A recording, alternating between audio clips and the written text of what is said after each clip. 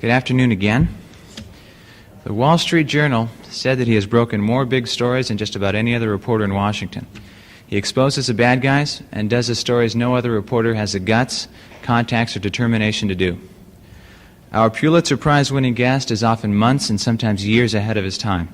His early reporting of such stories as the downfall of the Shah, the Tungsung Park issue, the CIA plot to assassinate Castro, and the implication of several Watergate conspirators has garnered him his share of both honors and enemies. In addition to his column, our guest has his own radio show, is an editor of Parade magazine, and does a daily commentary on ABC's Good Morning America. Please welcome one of the best investigative reporters in the country, Mr. Jack Anderson.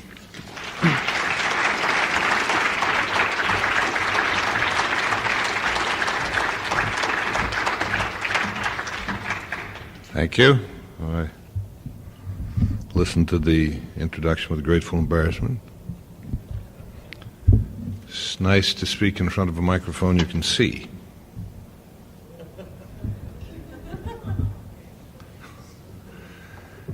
I probably should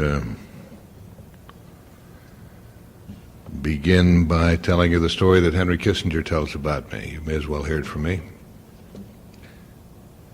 As Henry Kissinger tells it, I was the first correspondent to interview him after he arrived at the White House. Now, for some reason, he was apprehensive about this encounter. Somehow had the impression that I might make him look bad. And so he handled the questions with extreme caution. I knew a little about his background, his reputation as a swinger. So I asked him, Dr. Kissinger, while you're here in Washington, do you plan to visit some of our night spots? Well, he parried the question and responded very carefully by asking, are there any nightclubs in Washington? So I reported afterwards, quite accurately, the first question Henry Kissinger asked after his arrival at the White House.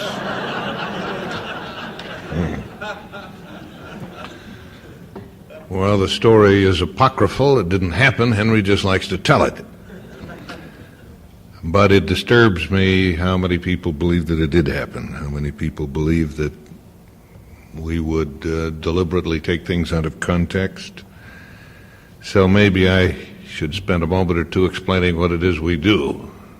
The other correspondents in Washington cover the news. We try to uncover it. We try to dig up what the government prefers to cover up. You should understand that the government's ability to cover up exceeds our ability to dig it up. The other correspondents get their information from the newsmakers, and that might seem like the logical place to get news. But in Washington, the newsmakers are politicians, and politicians are not reliable sources. They have politics to play.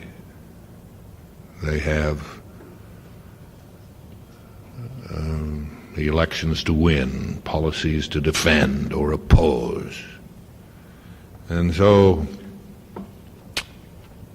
they are the least competent sources in Washington. My colleagues in the press glorify these authorized sources as if authorized sources were the only sources of reliable information. The truth, of course, is exactly the opposite. An authorized source, by definition, is going to give you only authorized information. I've never known a government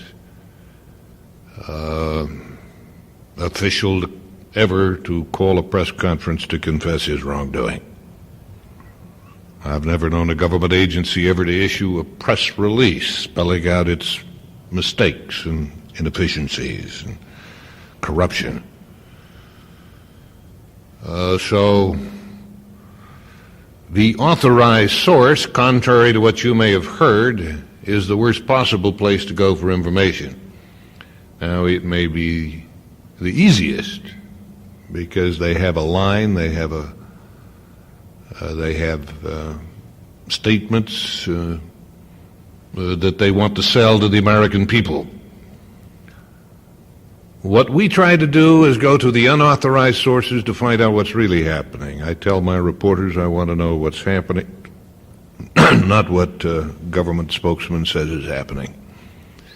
And that's what we try to do, with varying degrees of success. I learned 37 years ago when I arrived in Washington that the politicians who govern us get their information from professionals. And those professionals who advise the President, who inform with the Secretary of Defense, are the most competent and the best. And so I decided some 37 years ago that I should get my information from the same sources, accepting the news at the professional level, at the career level. That information is usually classified, because the government doesn't, it therefore classifies the incoming information. The information that actively releases just those things that he wants you to know. I deal in classified information. People in audiences like this raise out. Why is it that who author, and how can I determine what should be told to the 207 years ago? They decided the government belonged to the people, their governors. That it is our function to dig out the secrets of government. Now, whereas I think newspaper men are as patriotic as bureaucrats or as politics, damaging. Well, how do we know what's damaging? Well, that is my security experts. As a matter of fact, if for no other reason than to keep anything that would damage the country, they would stop furnishing me with information. You to believe that only they can make these judgments. On the contrary, their political security ahead of national security. They're the worst possible judges. Way that the politicians break that we wouldn't touch, and many a story that they cover up that we publish. Father said that the news belongs to the people, unless it would damage them. Now, I guess it was presumptuous here at UCLA. Let me introduce Thomas Jefferson to you. In the words of the late President Kennedy. It was President Kennedy who invited all the Nobel Prize winners to the White House for dinner one evening. He greeted them with words something like this. He said, "Ladies and gentlemen, probably never in the history of the White House have so many brilliant minds been gathered here at dinner time, with a possible exception," said Kennedy, "of when Thomas Jefferson dined alone." It was the wise Thomas Jefferson, a man, incidentally, who had been scurrilously and viciously attacked by the press, a man who had risen up on his hind legs to denounce the press. And yet in a philosophical moment he wrote in a letter to a friend, "If I had to choose," wrote Jefferson, "between government without newspapers and newspapers without government, I wouldn't hesitate to choose the latter." You see, that wise man understood that a free people would be better off with no government at all than a government without a watchdog. So it's in that spirit that I accepted your invitation to talk about what's going on now. And what's happening in Washington affects you deeply and will determine whether or not you survive, whether or not you get jobs when you graduate. So let's talk first about the economy. Ronald Reagan has come among us in Washington with simplistic solutions to complex problems. His philosophy is often appealing, As a matter of fact, I think maybe he is basically correct. And his ideas might very well have worked 50 years ago. But for 50 years, we have developed a complex economy. The words are high-sounding. This profound phrase would describe it.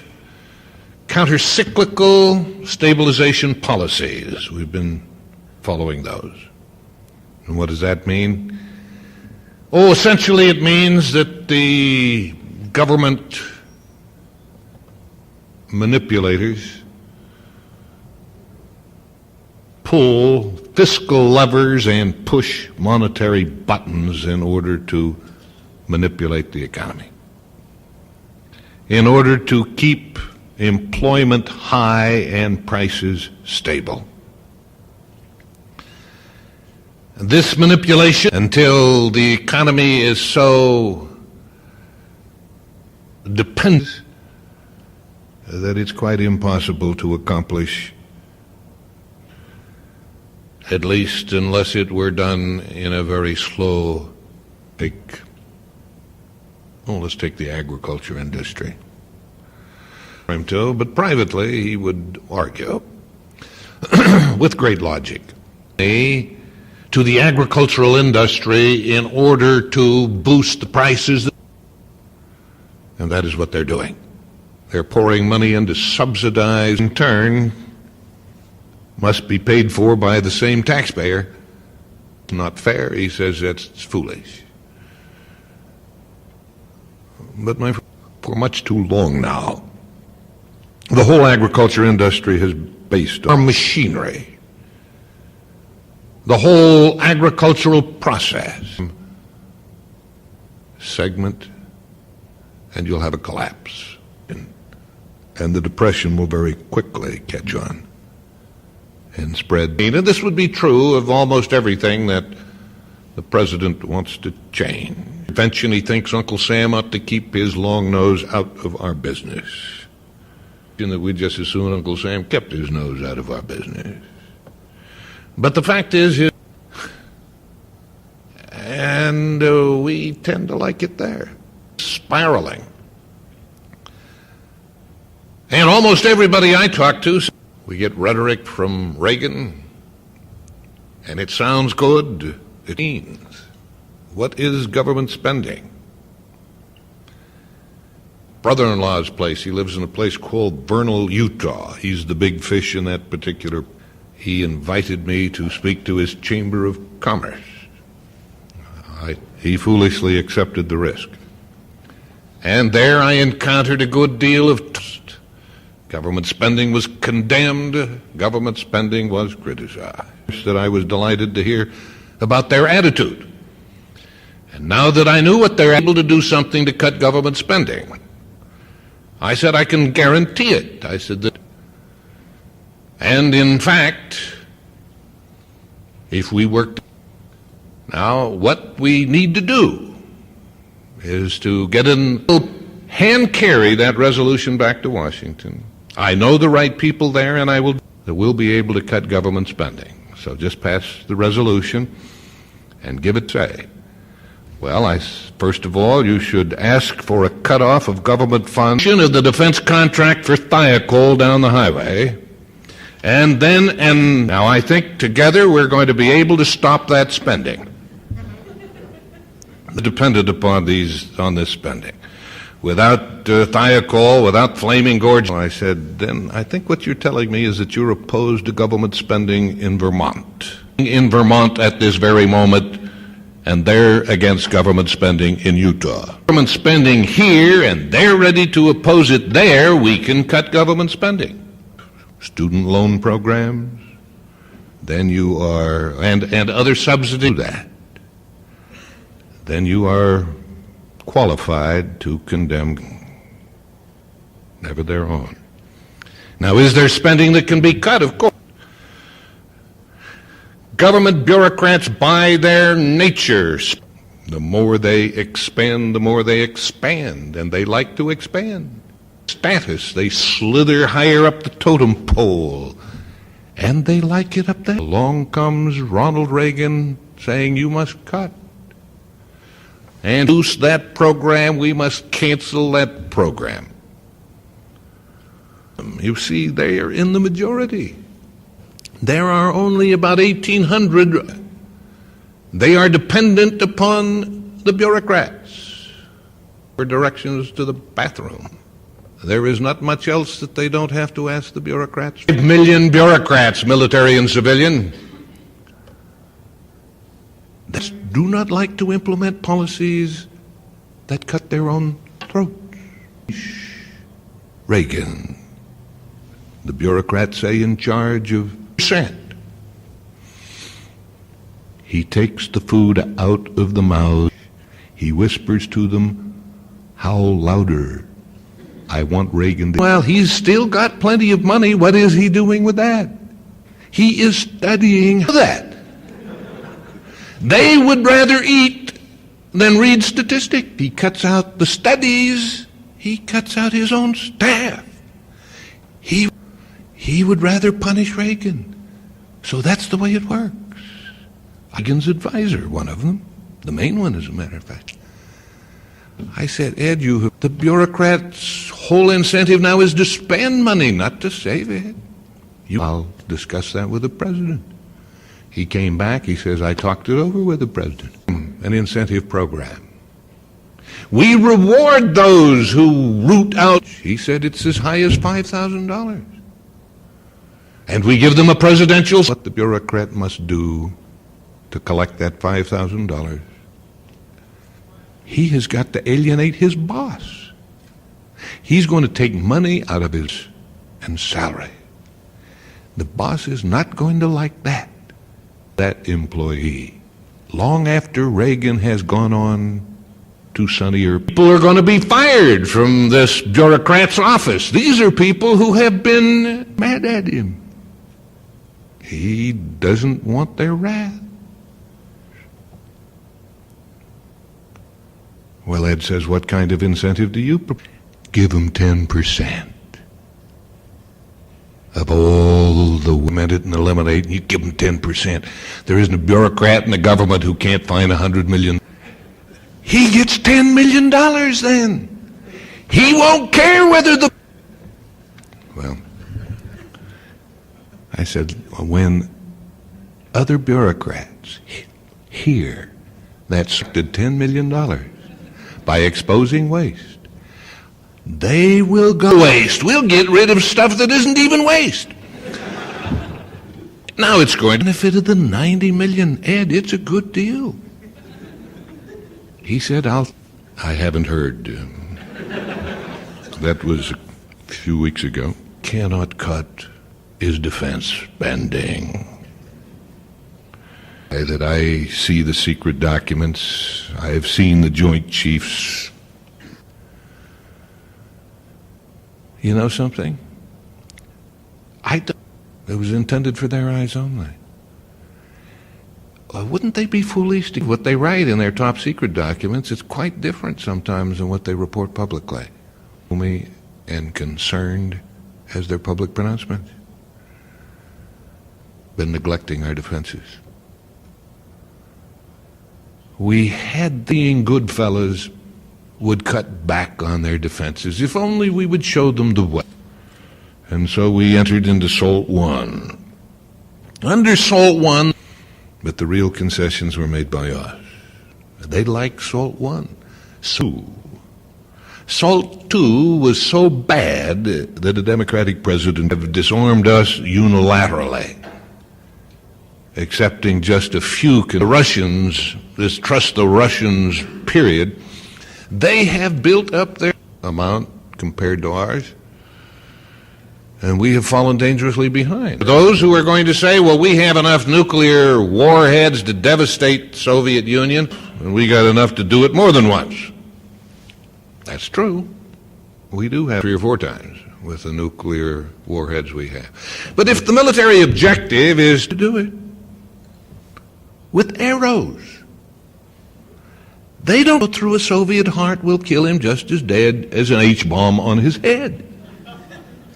Oh, aren't you? That is, that's the tricky question. Who's going to deliver them?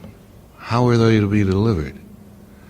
Well, the only problem with B-52 bombers is none of them will ever make it to Russia. Now we get to the missiles. Now we have they are sleek, they are streamlined. We could just put our weaponry out on a great field on one side to inspect it. They would come away impressed with our weaponry. The Soviets have simple, basic weapons. Our weaponry is so complex. Something goes wrong. Takes 2 days to figure out be repaired. In case of war, the Soviets, we figure it out. Our weaponry is so loaded down with electronic, our soldiers can't fire the stuff. We have to bring factory representatives. They're too complicated. Now, in case of war, these factories, then you've got a problem because we can't fire them. Now, troops, how to operate this complex weaponry. Well, on a scale of 1 to 10, in World War II, same scale of 1 to 10, we're taking him down to a 2. Yet the weaponry is more to cope with it. We've tried comic books. We have. To soldiers in comic books because it was the only thing they seemed to understand. Lately we have adopted video games. Desperately to teach them. They don't learn too well. We had factory the idea was that they would eventually catch on. Some of them do. And just as they catch on, just as they learn to operate them, their enlistment expires. And they go to work in some civilian factory. Do you know that we have factory representatives still operating planes and missiles, maintaining them, and planes and missiles that were completed before the Vietnam War? We still haven't found anybody else who can do it. We got factory representatives doing it. It's too complex. Remember the helicopters we sent in to rescue those hostages in Iran? I mean, these helicopters were just marvelous to look at. The dashboards looked like they had been taken out of Star Trek. The only problem was they wouldn't helicopter. They broke down on us in the desert. The Pentagon was sheepish about this, put out a statement saying that sand had gotten into the engines. If they had asked me, I would have told them there was sand in the desert. This is the sort of thing they should have been able to anticipate. But let me tell you something. It wasn't sand in the desert. You see, I checked out all the helicopters. I had my reporters check on that same day every helicopter of that same model. Over half of them were grounded and they weren't stuck in sand. They're just too damn complicated. They don't work. Or at least our troops can't work them.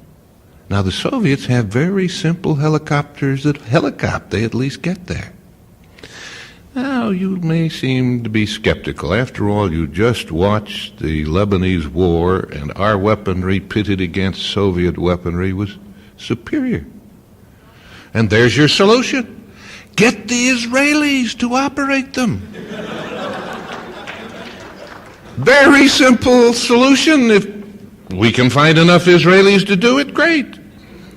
You see, the first thing the Israelis do is throw out the electronic junk. Not all of it. There's some of it that's good. They strip it down and they modify it. And then they put qualified people in there. Hey, our weaponry is pretty good when you do that. But they do things we can't do. The Syrians sent T-72 tanks against the Israelis. Now, those are rolling pillboxes. We haven't figured out how to knock them out. We haven't developed an anti-tank gun that can stop them. The Israelis stopped them with our weapons. We don't know how they did it. We've asked Menachem Begin. He won't tell us. He's mad at us. If all we have to do, I've talked to our own people say, all you have to do is cut out the electronic junk. We got planes that are perfectly good if you just strip them down. But why don't we do that then? Well, it's because this electronic junk increases the price. And that increases the profits. And my friends, that is the reason. That is why. These pilots have told me that we have a perfectly competent 30-millimeter cannon that is the most effective weapon on Earth right now for knocking out Soviet tanks, but it only costs $600 a tank to destroy one. That isn't expensive enough for the Pentagon. So they have designed a Maverick missile. They're more pleased with that. It costs $100,000 to knock out a Soviet tank. But it doesn't function very well.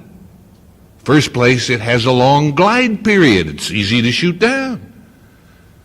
Second place, it is controlled by it's heat-seeking sensors.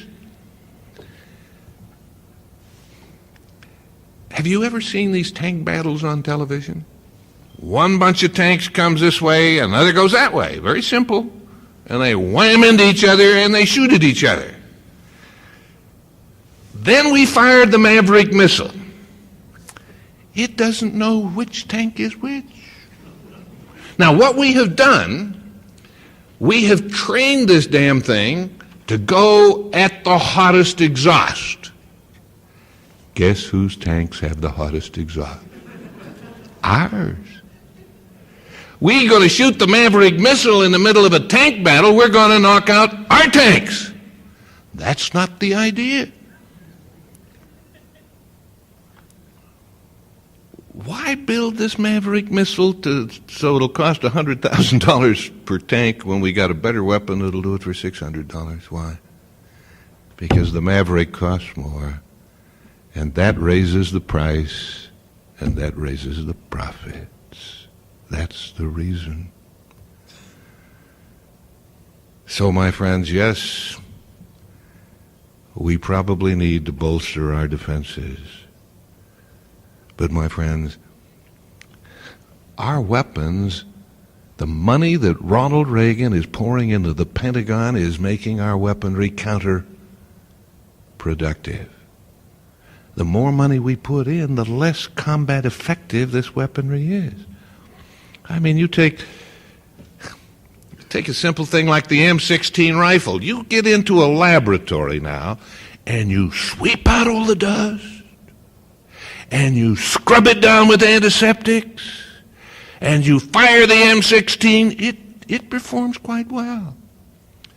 But you take it out into the dust, into the open air, and you take it into a jungle and a little dew gets on it, that thing won't work. And during the Vietnam War, our soldiers would throw down the M16 because it jammed on them all the time and pick up the Soviet AK-47 to save their lives. You can even go back further. I was in World War II. We won anyway. And we had a four-wheel drive vehicle that we called the Jeep. My friends, that thing would go anywhere. I mean, it would not climb trees, but it would go around them, and we didn't need roads. We bounce over any terrain, and if the thing stopped on us, all you did was get out and you pounded on the hood. Then you got back in, and you could usually drive it off. You should see the Jeep today. It's got a wide wheelbase, operates effectively only on freeways. Next war will have to be fought on freeways. And it has a precision engine. I mean, if it stops on you, you cannot pound on it and get it to go. You got to call a factory representative to come and repair the damn thing. Now, my friends, we would literally be better off with World War II Jeeps. We would. We'd be better off with World War II Jeeps. Then what are we doing with these expensive Jeeps? Raises the price, and that increases the profits. And that's why we have them. And that's a good idea only for defense contractors. It's a very bad idea for us. So I say we can cut government spending, and if we cut it in the right places, we can actually increase our combat effectiveness. Now, there are many other things that I can and should talk to you. I'm inclined to leave it up to you to ask questions. But before I do turn it over to you, let me just conclude with this. My friends, I've been around the world. I've seen governments everywhere, and I think that it would be my duty to tell you that there is no government that I have ever seen that offers its people as much freedom, opportunity, as high living standards as does the government of the United States. We've governed ourselves for 207 years. And we've been guilty of inefficiency and ineffectiveness. We've had inequities and injustices, cruelties. We even had slavery. But you know, we've kind of worked our way out of these things. And what we have finally wound up doing has not been all that bad. We have produced the greatest nation in history. Oh, we owe a great deal of it to the resources here. We aren't all that smart. But we owe a great deal of it to the system. A great deal of it. My good friends, we have the world's #1 industrial power. We have produced the world's #1 agricultural power, the world's #1 economic power, the world's #1 technological power, and at least we're #2 as a military power. And we have the world's most appealing government. Yeah, I've been around the world, as I said. I've talked to government leaders everywhere. Some of them are personal friends of mine. You know, wherever I've gone, the United States is denounced and condemned and criticized. But this is the truth. I cannot tell you the number of times the critics themselves have come up to me afterwards and inquired about our immigration policies. Wherever I have gone. No, I'm serious. We're in Vietnam, that paradise, Soviet Union, that paradise, East Germany, that paradise. These workers' paradises, you stand alone, and there's no secret policeman around you, and almost everybody wants to come to the United States. They want to get out. They have to build walls to keep their people in.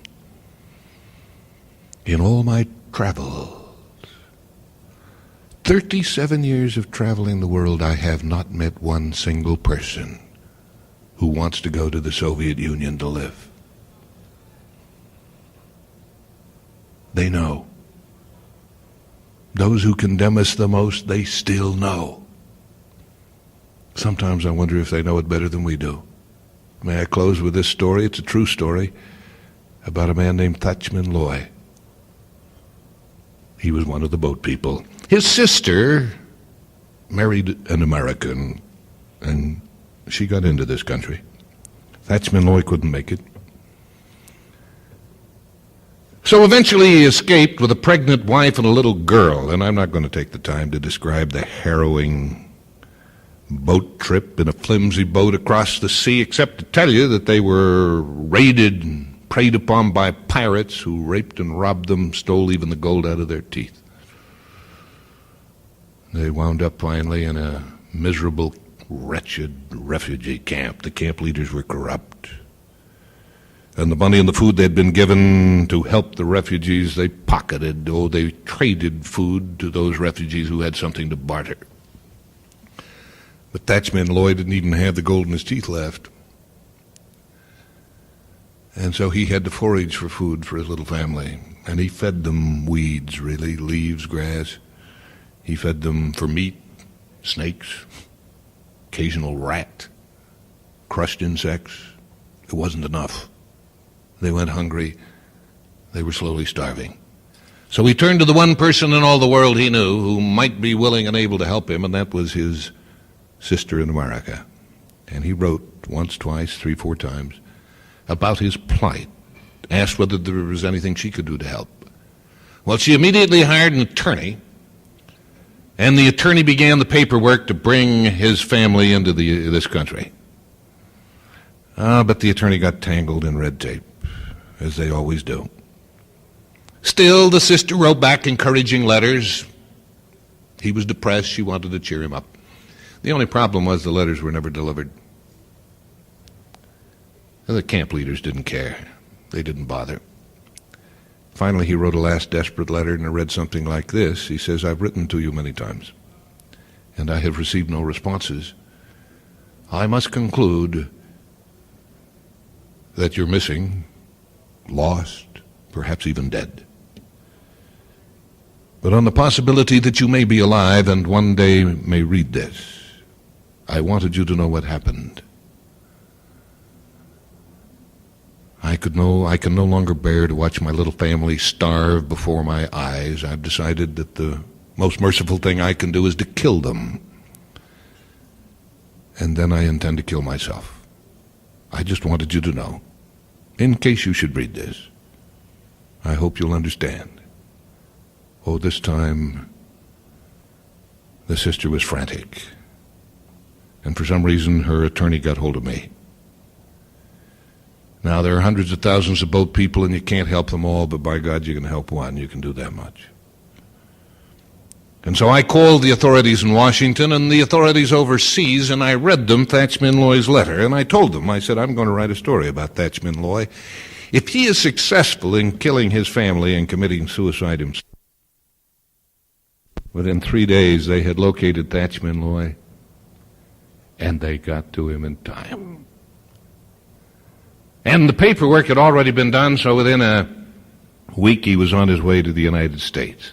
He came to join his sister, who lived in a place called Vail, Utah. I don't think you'd want to live there. It's a clump of bushes in the desert. It's dusty and dreary and dry. More rattlesnakes, I think, and more lizards than people. Nearest airport is Las Vegas. I sent my reporter to Las Vegas to pick up Thatchman Loy. He took the sister along.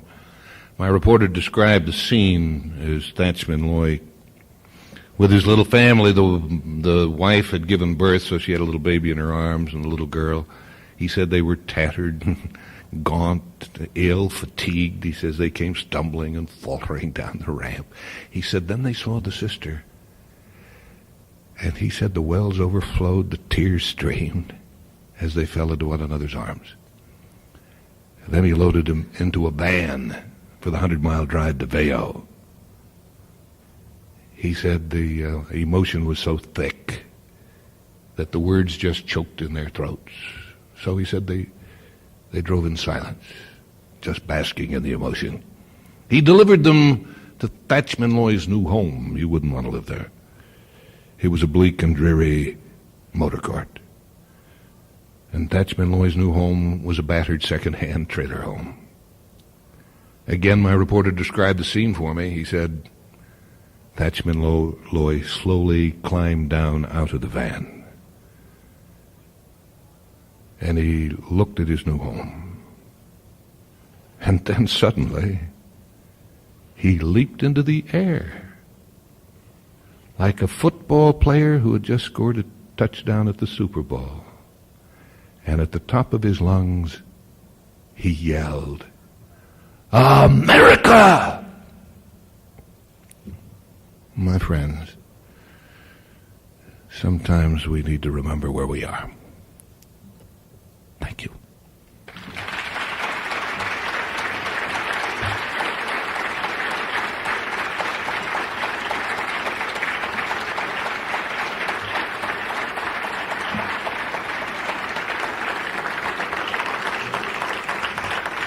Thank you. It's 1 o'clock, probably time for your next class, but those of you who wish to stay, I had promised to respond to questions. I won't be offended because some of you have to leave, but for a few minutes. If there are those with questions, if you'll step up to the mic and ask them, I'll be glad to try to respond. Mr. Anderson, okay, you have many sources that you have to tap to get your news stories. Do you ever feel that you're occasionally influenced by some people who want to, let's say, change policy for their own benefits or just to make the president look bad? I mean, how do you feel yourself maybe being controlled?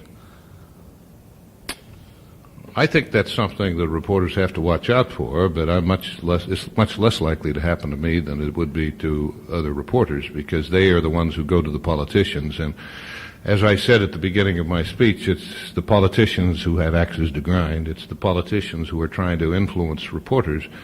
And so it's the establishment reporters, it's the regular reporters who are constantly being influenced by their sources, because their sources are the politicians and the policymakers who do have politics to play, as I said, and elections to win. My own sources are the professionals who have been trained to be competent, unbiased, the same professionals who advised Jimmy Carter are now advising Ronald Reagan, and they do so with nothing at all to gain, but and no other objective but the welfare of the country. If it were otherwise, they'd soon be found out and eliminated, because they keep their jobs because of their competence. Every president wants the best advisors he can get, and he wants advisors who tell it to him straight. He wants the privilege of distorting it himself. He doesn't want to distort it as it comes to him. And there are advisors from the Pentagon are inclined to favor military remedies. The advisors from the State Department are inclined to favor diplomatic remedies because of their background. You have to watch out for that, but I have less of a problem, I would say, than those who go to the politicians for their news. So you basically deal with like the policy makers who are like the foundation of national policy for the benefit of the country. Well, the policy makers are the elected officials. As I say, they advise liberal Democrats and conservative Republicans alike. The information, I can tell you there's no change in it. They're updated. But the information is exactly the same information that was passed on to Ronald Reagan. I saw them. My sources pass, not all of them. I don't want to get the impression that I see them. During the Falklands crisis, I see memos that are placed on the president's desk about what's going on. And I see intelligence reports. And I would say they haven't been changed, and did try to change them. He wanted to be told what he wanted to hear and wanted to believe. Portion that crept into the material that went to him because he wanted it. But most presidents aren't that. Reagan doesn't, Jimmy Carter didn't, Gerald Ford didn't. And then the information there is widely ignored. It's often ignored, but it's, I would say it's about as unbiased as information as we have. And those are my sources, and that's the kind of information I get. But yes, we do take into account the sources and the possibility that they may have at least a small axe to grind. I just wish that establishment reporters would be equally careful about those sources of theirs who have big axes to grind. Thank you very much. I know you use a lot of sources, and what I'm interested in knowing is if you've had any kind of pressure put on you from using sources and not revealing them for instance, during Watergate, I know you implicated a lot of people, and I was wondering what kind of after effects happened because you did not reveal those sources, and just any other experiences similar to that you've had. Of course. We cannot reveal our sources. If we revealed our sources, we would lose them. Right. Our sources are giving us unauthorized information. And those who authorize, those who can try to control the flow of information to the public get terribly upset. If I can, well, I guess probably the most dramatic example that occurs to me right offhand was the cabinet minutes. I used to publish those all the time, and then Jimmy Carter really got upset over that. Now, mind you, he had promised to hold his cabinet meetings in the open. He had actually made that campaign promise. So I was really just trying to help him keep his campaign promise. He got so, he called the cabinet together and he would lecture them, and then I would carry the lecture, about telling them not to pass this stuff on to us. Finally, he restricted the cabinet minutes just to the cabinet members with a little attachment on there saying, "This is for your eyes only. Do not make a copy of this and do not show it to anyone else." Now, the fact that I know that indicates that somebody was still showing it to me, which is, of course, the truth. And we continued to publish it. Well, what was his excitement about it? What these cabinet minutes showed was that the government was leaderless. He would say one thing, and 2 weeks later he'd say another thing. I mean, the man didn't have his hand on the helm. We were going around in circles, and I was publishing it right out of his cabinet minutes. Had nothing to do with national security. It had to do with Jimmy Carter's political security, and his great concern was therefore over his reelection prospects. If the source who was providing me with these cabinet minutes were exposed, you can figure it out for yourself. Here is a president doing everything within his power to stop me from getting those cabinet minutes. What's he going to do if I reveal the identity of the source? And why should I reveal the identity of the source? The cabinet minutes speak for themselves. I seldom quote sources. I almost always quote the documents. And the documents are there. I'll be glad to show them. Henry Kissinger once challenged me. I wrote a story that was highly embarrassing to him when he was Secretary of State. And he called a press conference to say that I had taken these quotes out of context. I was quoting what he had said, what he had said from actual minutes. And so the press came to me and said, "Kissinger says you've taken these quotes out of context." I said, "Come on in." I says, "Here's the context," and I handed them I handed them the entire minutes. I said, I hadn't intended to release the whole thing, but go ahead and read them, and if you feel that I've taken them out of context, say so. Well, the result was that the press agreed with me and said no, that I hadn't taken them out of context, and they quoted them in much greater detail because my column doesn't run as long as the New York Times. The New York Times, as I recall, had the whole second page devoted to these minutes.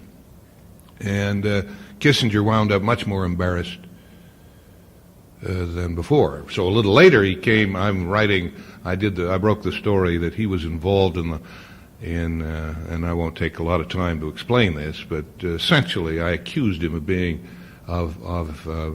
being responsible for the high price of oil. Responsible in the sense that he had encouraged the Shah of Iran to boost oil prices, and it was the Shah who started this 40-fold, what ended up to be a 40-fold jump in oil prices, which was a calamity on the proportions of war and pestilence, And so I did a story afterwards blaming Kissinger. Oh, he just blew his top. He got me on the phone. But he was cautious. He says, "Will you show me the backup material? You say I did this? Would you show me the backup material?" I said, "Sure, Henry. Come on over."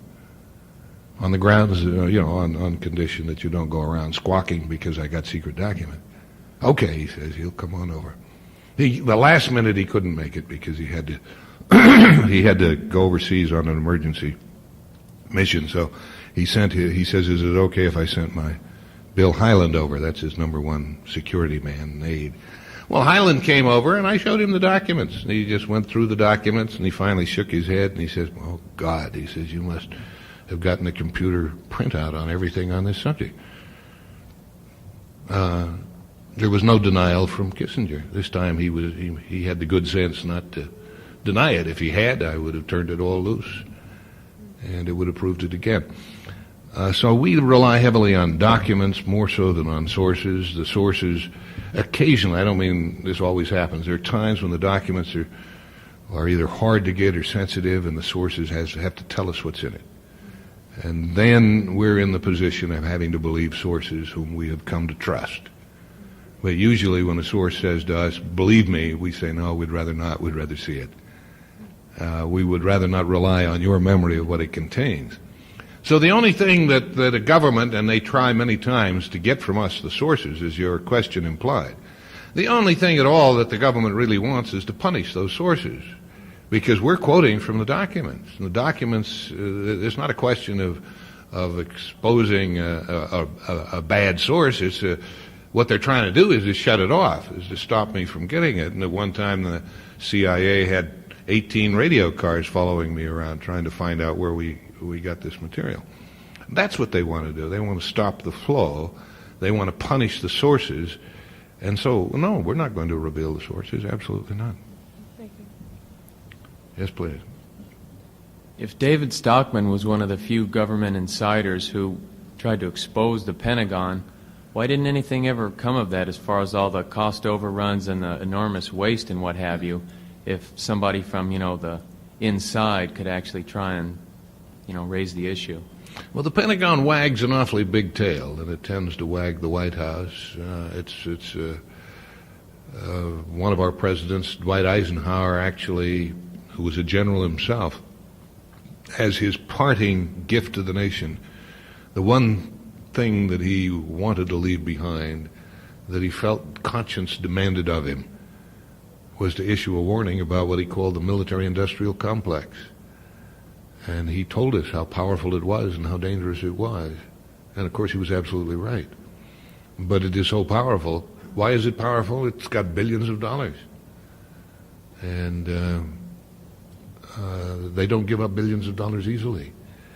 And the generals and the admirals, if they are not already working for these defense contractors, having retired, expect to retire and go to work for them. So the generals and admirals are constantly agreeing we must have these screwy weapons. I mean, screwy weapons. Like they wanted to dig up the whole West, for example, to hide our MX missiles.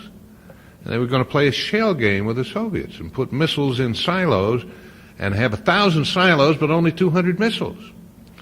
Look, I got news for you on things like that. I mean, it would cost billions, and I'm telling you they haven't given up yet. They're still trying to sell this to the American people. It would cost billions. I got news for you. The Soviets have more than 200 warheads. They got 1,000. They got several thousand. And if we build 1,000 silos and they don't know which ones contain the missiles, what do you think they're going to do? They're going to knock out all 1,000. Are they not? Now, isn't that logical? That way they can't miss. They're going to knock out all 1,000, and let me tell you something else. It's cheaper to build a warhead than to build a whole silo.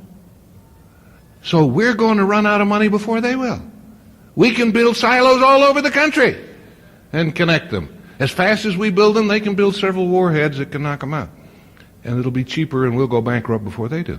These are the kind of things that go on there, and yet they're serious. They go up and testify about the MX missile. They damn near got it through. As a matter of fact, if it hadn't been the people of Utah, the Mormon church, saying we don't want this in our backyard, we'd have probably been stuck with this monstrosity. And for what purpose? To spend money. Would you go so far as to say that the Pentagon is insulated from the whole political process? I mean, did, like, Stockman throw up his arms and say, well, there's nothing I can do beyond this, and nobody else would jump on the bandwagon? Well, the Pentagon has the support of the defense contractors. The defense contractors has the support of the key people in Congress. The key people in Congress either get contributions from these defense contractors or come from the districts or the states in which these defense contractors are located. And one of those states is the state of California. And you have good men like Alan Cranston, just absolutely supporting to his dying breath the defense contractors in the state of California. He thinks that it's his duty to defend California. Okay, just on a separate note, if you don't mind me asking one more, if you could just comment to us about the social place of investigative reporting, whether you think there's a limit as to where it crosses over, say, into, policing powers and stuff like this. Does it ever get in the way of, be it the FBI, different things like this, people trying to play 60 Minutes, in the media, and whether that's actually crosses over to a point of, not being useful, in fact, a detriment to the system? Well, there are, and every business quacks and people who abuse and misuse the business. There are doctors who and lawyers. There are doctors who let their patients die through neglect. There are doctors who overcharge. There are doctors who do outrageous things. There are lawyers whose clients wind up in jail when they're innocent and who get out of jail when they're guilty. There are lawyers who are shysters. There in every profession you have them, and we certainly have them in ours. There are those who are sensationalists and who seek only to create, only to advance their own careers, and for a while investigative journalism was at least very fashionable, and all young reporters wanted to be played in the movies by Robert Redford. And so some of them just tried too hard without knowing what they were doing. And there are those who have done that. And some of us who are experienced, who have been at it a long time, are appalled by things that appear. And I don't mean to be vain about it. I've just been at it longer than anybody else in this country. There's no other investigative reporter been doing it as long. And every mistake that these young reporters make, I have made. But happily, I made them a long time ago and have gotten them behind me. And I see mistakes that are being made, and I see reporters who are trying too hard and reporters who misrepresent the facts. If there are any reporters out there who, journalism students out there, what I say to my reporters is this. I say, I want the facts as they are. Not as you think they are, not as you wish they were, not as someone tells you they are.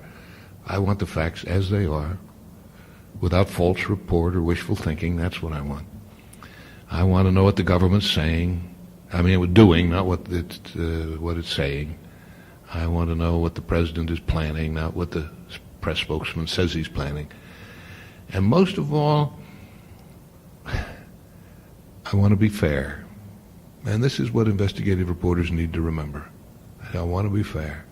It's a cruel thing to ridicule another human being in front of 50 million people, and that's the number of people read my column. I said, that's a cruel thing to do to somebody. Now, if they've abused the public interest, then we have to do it. But be sure they've abused the public interest. Be sure we give them a fair shake. Anybody who enjoys that, making a fool out of another human being, exposing another human being. I said, if you enjoy doing it, I don't think I like you. But I think maybe we do it because it's necessary. If there's another reason, then I'm disturbed over it. Oh, yes, there's exhilaration. I wouldn't deny that. There are times when the exhilaration just drives you on. But be careful, young reporters, be careful. Get your facts straight. One more, I guess, huh? One more. At the beginning of the Lebanese war, I believe, I'm not sure if I have this straight, that you saw a secret document, I believe, from Saudi Arabia that said if the United States didn't stop Israel from taking Beirut, Saudi Arabia would go over to the side of the Russians. No, I did not see that, and I would have been in a position to see it. I can't say that it doesn't exist. because I, of course, don't see everything.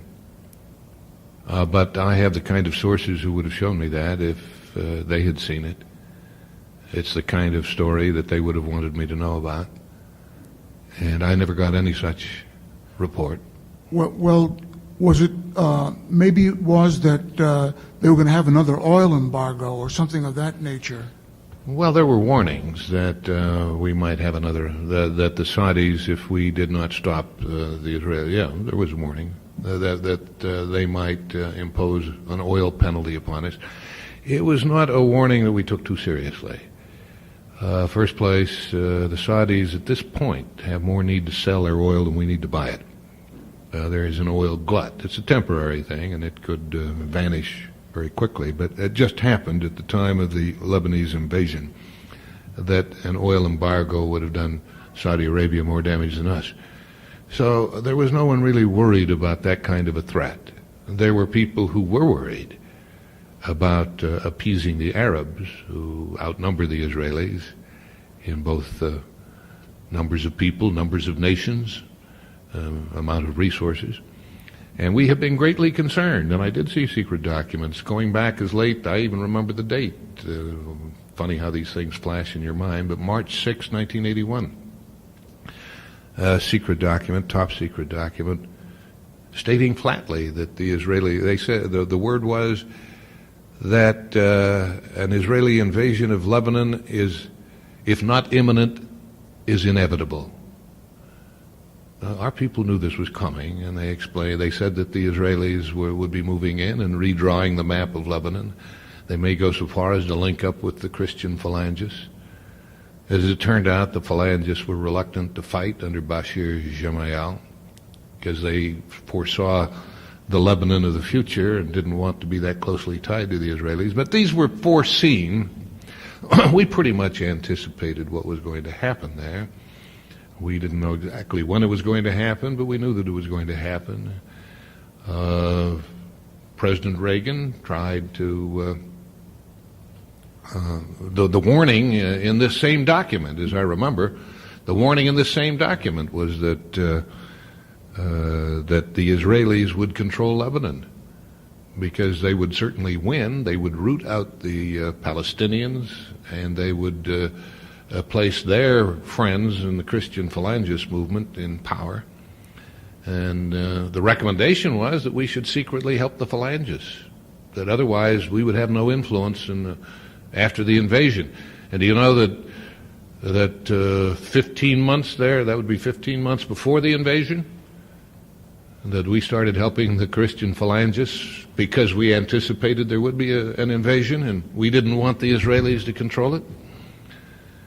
We wanted to have some influence in what was happening. Up to then, we had refused to support the phalangists. Up to then, we had supported the government of Lebanon. But it became obvious that the government was too weak, and that if the Israelis moved, and we were so sure they were going to move, that we actually began sending secret support to the phalangists for the first time. And we just, we're richer than the Israelis. We just bid higher than they did. That's why Amin Gemayel came to Washington and not Jerusalem, talked to us and not Menachem Begin. And one of the first things that we asked him to do was to try to get the Israelis and the Syrians out of there, and that's what he's trying to do. He is taking his direction from us. He is not taking his direction from Jerusalem. Whether that's wise is another question, because this is going to make Lebanon a protectorate of the United States. And the theory is that we will bolster the Lebanese government, and the government will be able to stand on stone 2 feet. Now, that's going to take a while. The Marines are going to have to stay there for 3 or 4 years if we're going to achieve that. And I'll tell you that there are some leftists who won't want to see that achieved. They're going to start shooting at the Marines. So we got problems ahead. The other alternative is to let the Israelis handle it and clean them out and do the job that they started to do. We're not willing to do that. For one thing, Reagan's angry at Begin. Begin is a difficult guy to deal with, Reagan came up with a solution to the Middle East problem, and Begin just crumpled it and threw it in the wastebasket and rejected it outright and curtly. And this annoyed Reagan. And Reagan's going to make him eat it. But in the course of it, we may lose some Marines in Lebanon. My friends, I see that the time is gone. I want to thank you for coming, and may I close in the words of Winston Churchill. It was Winston Churchill who said, "Democracy is the worst possible form of government, except for all the others." Thank you.